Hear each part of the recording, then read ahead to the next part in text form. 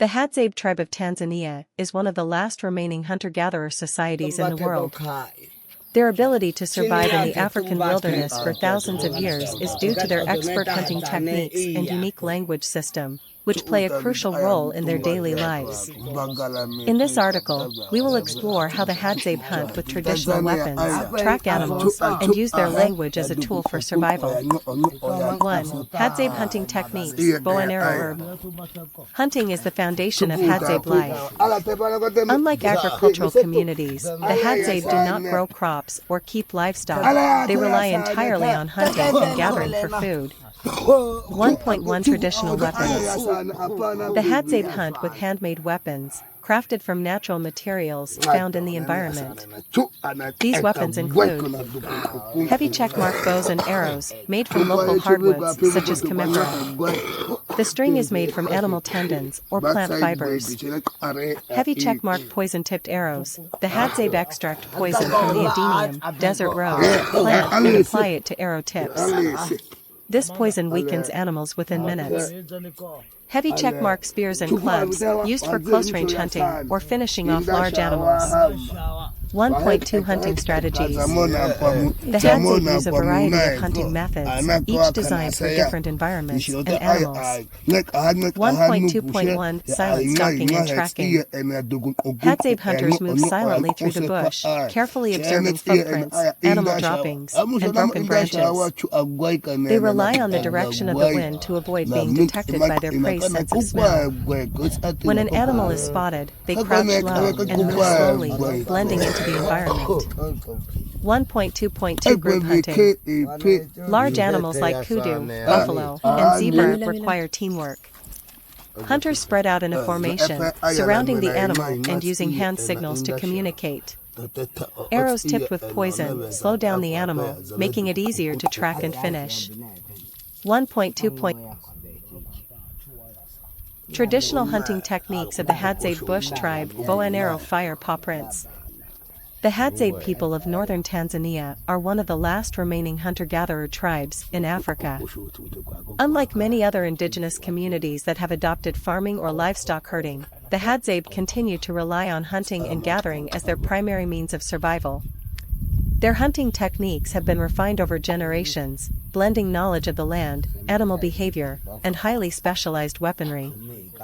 This deep connection to nature allows the Hadzabe to thrive in the wild using methods that have been passed down for thousands of years. In this article, we'll explore their traditional hunting techniques, weapons, tracking skills, and survival strategies.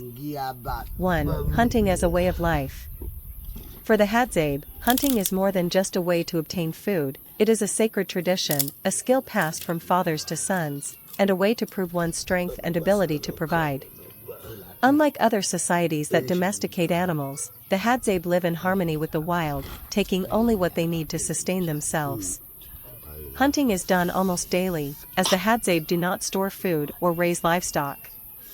Their diet consists primarily of wild game, honey, tubers, fruits, and berries. Because of this, their survival depends on successful hunts. 2. Traditional weapons used for hunting. The Hadzabe hunt using weapons that are handmade from natural materials found in their environment.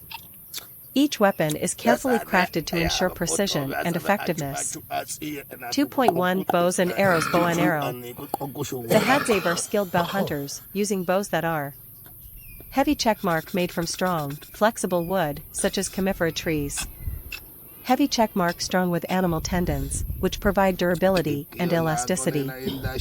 Heavy checkmark arrows are hand-carved and designed for different types of game. There are two main types of arrows.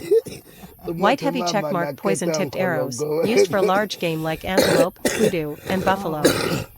The poison is made from the sap of the adenium, desert rose, plant, which causes paralysis and death within minutes.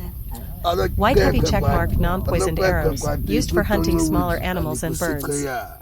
These arrows are designed to kill instantly, without contaminating the meat. 2.2 Wooden clubs and spears. For close-range encounters, Hadzabe hunters sometimes use wooden clubs or spears. These weapons are used to finish off wounded animals or for protection against aggressive wildlife. 3. Hunting strategies and techniques. The Hadzabe have mastered multiple hunting techniques that allow them to track and kill animals efficiently. Their deep knowledge of animal behavior and the environment gives them an advantage over their prey. 3.1 Stealth and Tracking Paw Prints. Tracking is an essential skill in Hadzabe hunting. Hunters can read the footprints, droppings, and broken twigs to determine an animal's size, direction, and speed. Heavy check mark, they walk barefoot to feel vibrations in the ground and move silently. Heavy check mark, they study animal movements to predict where they will be.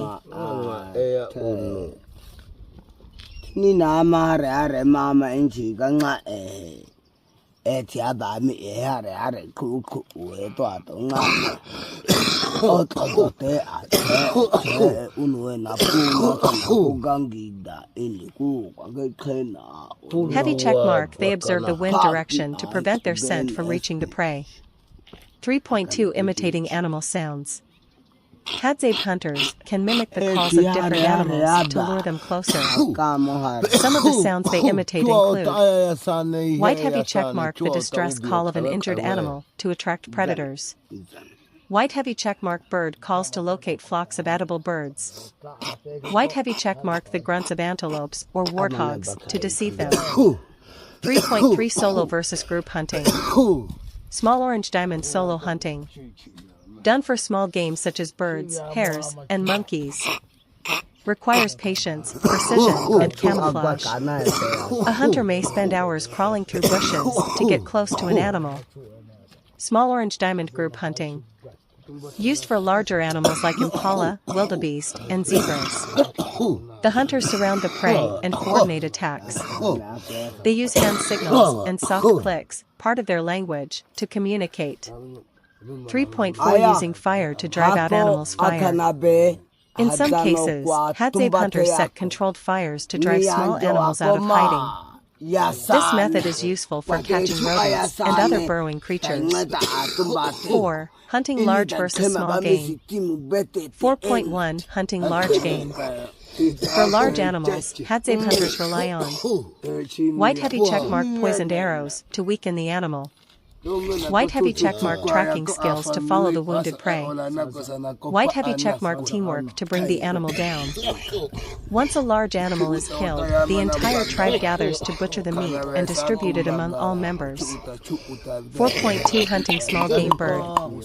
Smaller animals like birds, monkeys, and rodents are hunted daily. These are usually shot with non-poisoned arrows and cooked immediately over a fire. Heavy checkmark birds are hunted with quick, precise shots. Heavy checkmark monkeys are tricked, using fruit as bait. Heavy checkmark hares and rodents are often dug out of burrows. 5. The role of dogs in Hadzabe hunting dog. While traditional Hadzabe hunting did not involve dogs, some groups have recently started using dogs to help track and chase animals. Dogs can heavy checkmark smell animals from long distances. Heavy checkmark chase wounded prey. Heavy checkmark protect hunters from dangerous predators.